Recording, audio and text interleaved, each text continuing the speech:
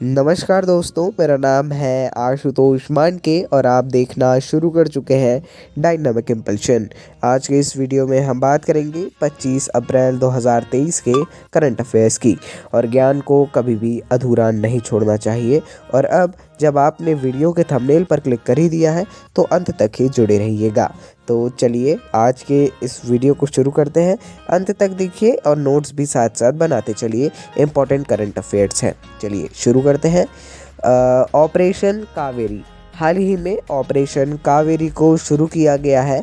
इसे जो हमारा पोर्ट सूडान है वहाँ पर फंसे हुए भारतीयों को वापस लाने के लिए भेजे जाएंगे भारतीय जहाज़ और विमान, उन्हें वापस लाने के लिए, है ना।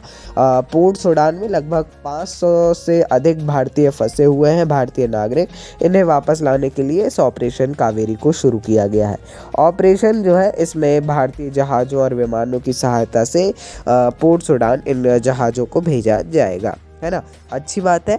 बाकी को ये जो जानकारी है ये भी इम्पॉर्टेंट है, इसके बारे में भी आप और ज़्यादा पढ़िएगा। और भी ज़्यादा ऐसे जो अलग अलग होते हैं ऑपरेशंस, उनके बारे में भी आपको पढ़ना है ना।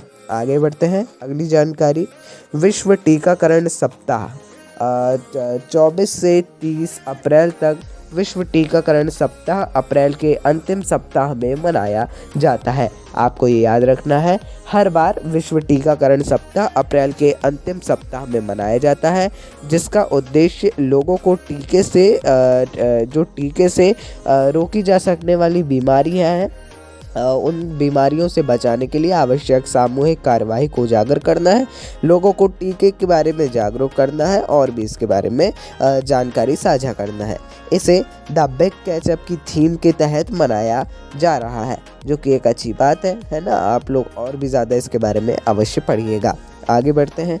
अगली जानकारी, कैनरा बैंक ने भारतीय रिजर्व बैंक इनोवेशन हब के साथ भागीदारी की है। आप भागीदारी भी कह सकते हैं, साझेदारी भी कह सकते हैं।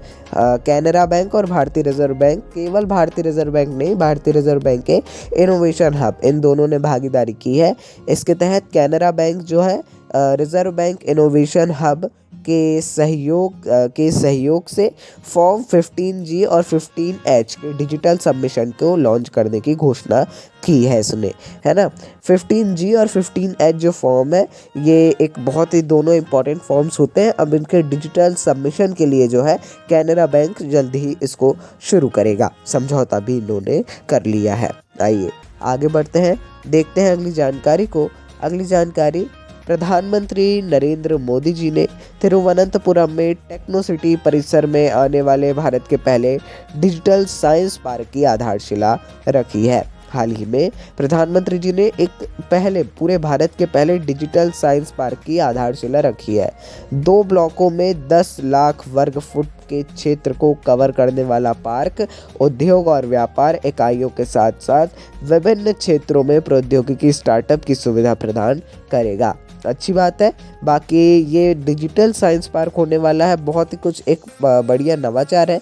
इसकी अवधारणा कैसी क्या है इसके बारे में आपको पढ़ना होगा, है ना। अभी तो लॉन्च होने में काफ़ी समय, लोकार्पण में, लेकिन अवधारणा इसके बारे में पढ़िएगा।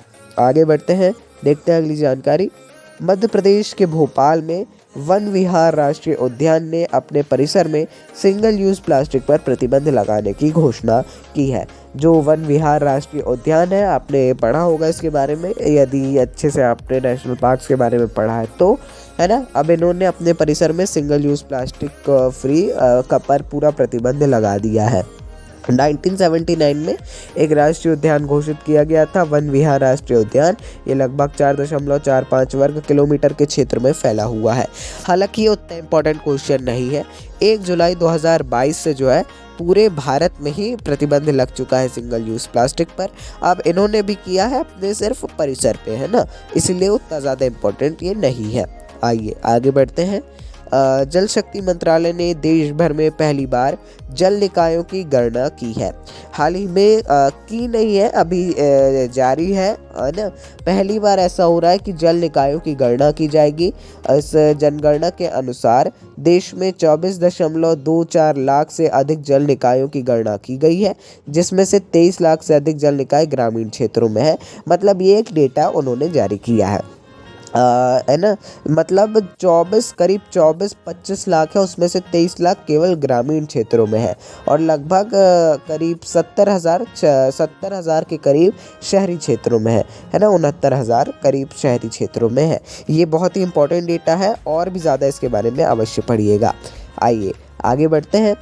मणिपुर में बनाया गया खोंगजोम दिवस। हाल ही में मणिपुर के मुख्यमंत्री एन बीरेन सिंह ने खेबाचिंग खोंगजोम युद्ध स्मारक परिसर में 132वें खोंगजोम दिवस 2023 में के आयोजन में भाग लिया है ना।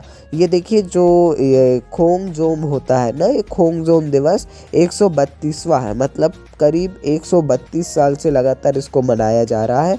इससे आप समझ सकते हैं वहाँ की संस्कृति और वहाँ के कल्चर में कितना एक अमूल्य अंग है, हिस्सा है ना। इसके बारे में अवश्य पढ़िएगा। जो लोग वहाँ से उनको तो पता ही होगा, लेकिन जो लोग नहीं है ऐसे अलग अलग ट्रेडिशंस के बारे में आप लोग पढ़ा करिए, बहुत इंटरेस्टिंग होते हैं। आगे बढ़ते हैं। ब्रह्मन मुंबई नगर निगम BMC जापानी मियावाकी तकनीक का उपयोग करके मुंबई के विभिन्न क्षेत्रों में 14 नई शहरी वन विकसित करने वाले हैं। मतलब जहां पे करीब 80,400 नए पेड़ लगाए जाएंगे। मतलब देखिए आप सभी लोग जानते हैं आधुनिकीकरण हो रहा है, डिफॉरेस्टेशन भी धीरे धीरे काफ़ी बढ़ रहा है, धीरे धीरे नहीं काफ़ी तेज़ी से बल्कि अब तो हमको देखने को मिल रहा है। इसका एक उपाय है शहरी वन। अब यहाँ पे 14 शहरी वन स्थापित किए जाएंगे जो कि शहरी क्षेत्रों में ही है ना एक वन की तरह पूरा डेवलप किया जाने वाला है ना। अब देखते हैं, अभी तो इसकी शुरुआत है, हालांकि मुझे लग रहा है कि अवश्य ही सफल होगा।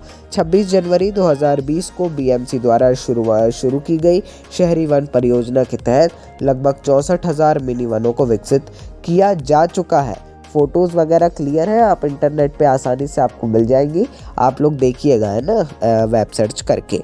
तो चलिए ये थी आज के इस वीडियो की अंतिम जानकारी। अपन मिलते हैं अगले वीडियो में ऐसी जानकारियों के साथ। नमस्कार। Dynamic impulsion.